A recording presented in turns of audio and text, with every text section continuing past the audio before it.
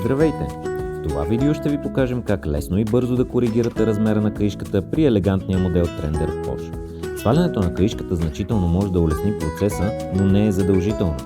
Това се случва посредством бърз пружинен механизъм, намиращ се от вътрешната страна. Важно е да извадите патента и да го оставите на удобно и безопасно място, за да не го загубите. Отварянето на каишката допълнително може да улесни достъпа до звената, които могат да бъдат премахнати или добавени.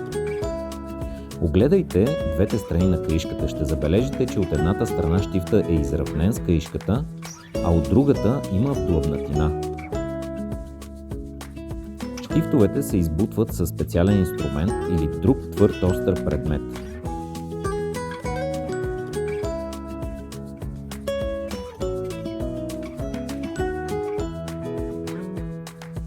Поставете го в вдлъбнатината и завъртете, с което ще го избутате. Штрак! Готово! Веднъж, щом щифта се покаже от другата страна, може да го издърпате и с това единия край на звеното ще се отдели.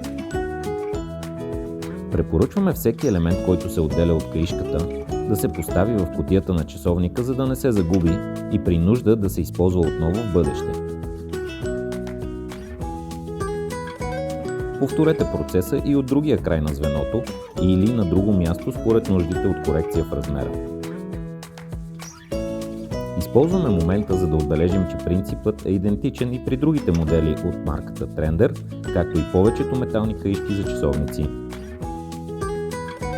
Съединяването на вече скъсената каишка става по обратния ред.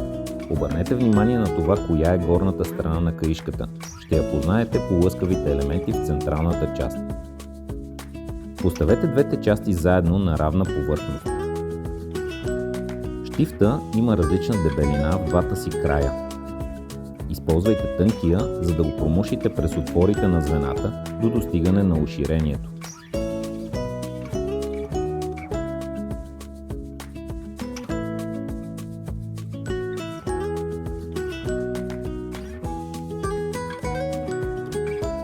Ще останат 1-2 мм, които трябва да натиснете до изравняване с каишката, с което ще закопчаете звената заедно.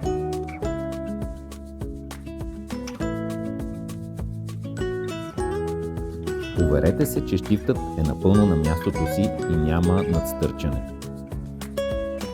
Върнете патента с бърз механизъм на място и закачете каишката отново на часовника.